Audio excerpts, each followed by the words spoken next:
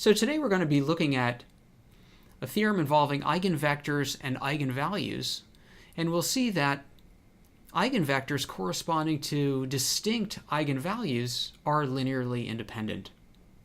So here's our first theorem. If T is a transformation and V1 through Vn are eigenvectors with eigenvalues lambda 1 through lambda n, and those lambdas are different, so lambda I is different from lambda j for j not equal to I, then the eigenvectors are linearly independent. Okay, let's take a look at the proof. This probably doesn't surprise you. We're going to do a proof by induction on n being the number of eigenvectors or the number of eigenvalues. Case n equals 1. Inductions usually start with a base case. In this case, we'll look at n equals 1. If you think about it, that's trivial. I leave the details to you. Now let's look at the inductive case. So we're going to assume the statement of the theorem is true for any set of n-1 or fewer vectors. If that statement confuses you, this would be a good time to review mathematical induction. So we're going to assume the statement of the theorem is true for any set of n-1 or fewer vectors, and our goal is to show the statement of the theorem is true for any set of n vectors.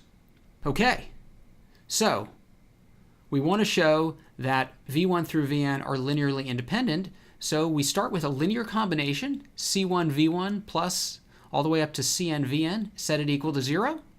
And remember, our goal is going to be to show that C1 through Cn are all 0. So what we do is we apply the transformation T minus lambda n. So we applied T minus lambda n to that linear combination of V1 through Vn.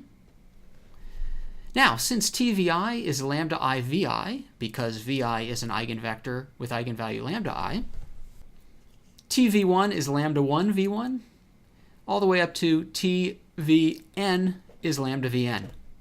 Now, you'll notice T minus lambda n Vn is 0. Okay, we now use the inductive hypothesis.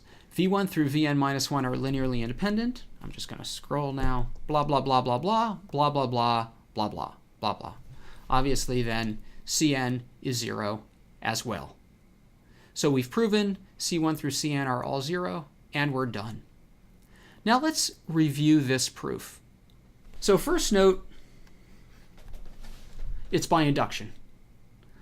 And recall the trivial case, or I should say the base case, was trivial.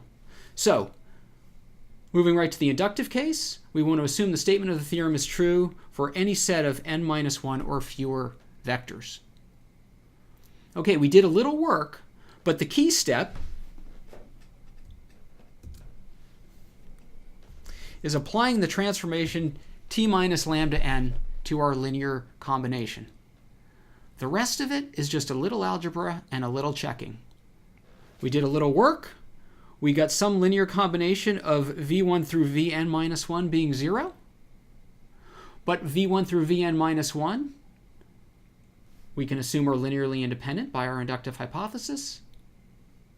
So our coefficients are 0.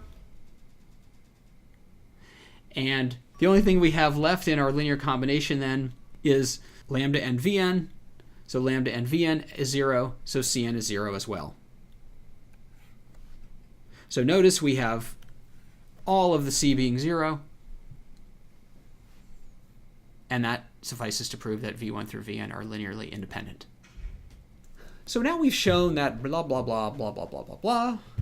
In the next lecture, we'll consider blah, blah, blah, blah, blah. Okay.